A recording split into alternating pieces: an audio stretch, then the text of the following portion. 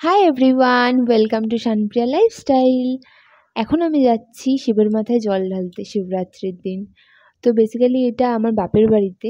তো আমি ভেবেছিলাম হয়তো আমি শ্বশুর বাড়িতে গিয়ে ঢালতে পারবো জলটা, তো সেটা হয়নি। মা ডাকাতে আমি এসেছিলাম বাপের বাড়ি। তো গিয়ে এই যে দেখছো বাঁশ দিয়ে ঘেরা আছে এখানটা, তো এটা পুরোটাই ফাঁকা। আমি ভেবেছিলাম যে হয়তো খুবই ভিড় হবে। তো এখানে যে দেখলে ছোট ছোট মন্দির টাইপ অফ করা, ওগুলো অ্যাকচুয়ালি মাছের কবরস্থান। এই যে দেখছো লাইনটা পুরোই ফাঁকাই রয়েছে, যেটা থাকেই না কখনো। তো আমার ভাগ্য হয়তো খুবই ভালো ছিল, যার জন্য আমি ফাঁকা পেয়ে গেছি এবছর। গত ২ বছর তো আমি দিতে পারিনি পুজো। এই যে দেখছো মন্দিরটা খুবই সুন্দর সাজিয়েছিল। তারপর আমি আমার জেঠিমা আরও আত্মীয় স্বজনদের সাথে দাঁড়িয়ে দাঁড়িয়ে গল্প করছিলাম, আর ভাবছিলাম যে কখন আমি মন্দিরটা অবধি পৌঁছাবো। উপোস করে সত্যি আর ভালো লাগছিল না দাঁড়িয়ে থাকতে এভাবে। তারপর গল্প করতে করতে করতে করতে ফাইনালি দেখলাম যে না, আমি এগিয়ে এসেছি। আর বাবু তো উল্টোপাল্টা ক্লিপ নিয়ে যাচ্ছিল। এরা হচ্ছে অনেক দূর থেকে এসে শুনছিলাম। বাচ্চারা এরকম অনেকে আসে যারা অনেক দূর থেকে এসে জল ঢেলে যায়। এরকম প্রচুর বাচ্চা আছে যারা আসে এই জল ঢালতে।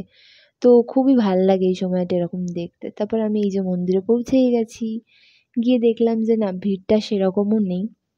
এই যে দেখতে পাচ্ছ ক্যামেরা নিয়ে দাঁড়িয়ে আছে, এনারা আর বাংলার রিপোর্টাররা ছিল যারা অনেক বাইট নিয়েছে।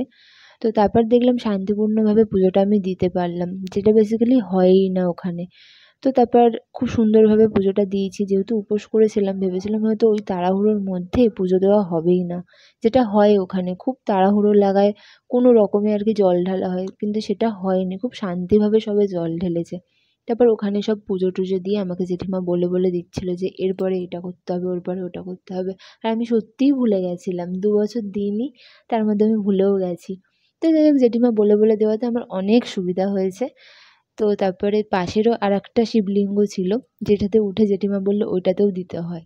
তো আমি গিয়ে তারপরে ওইটাতেও গিয়ে জল ঢাললাম।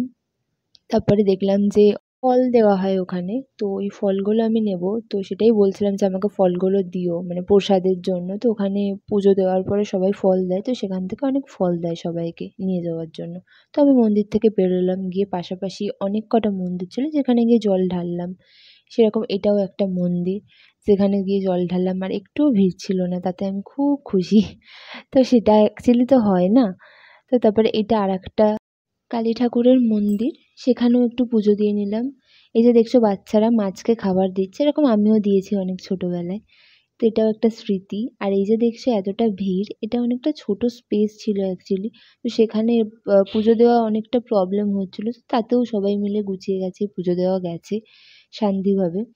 আর এই মনসা থানটাতে অনেক স্মৃতি আছে, অনেক গল্প আছে, যেটা শোনা বাড়ির গুরুজনদের থেকে।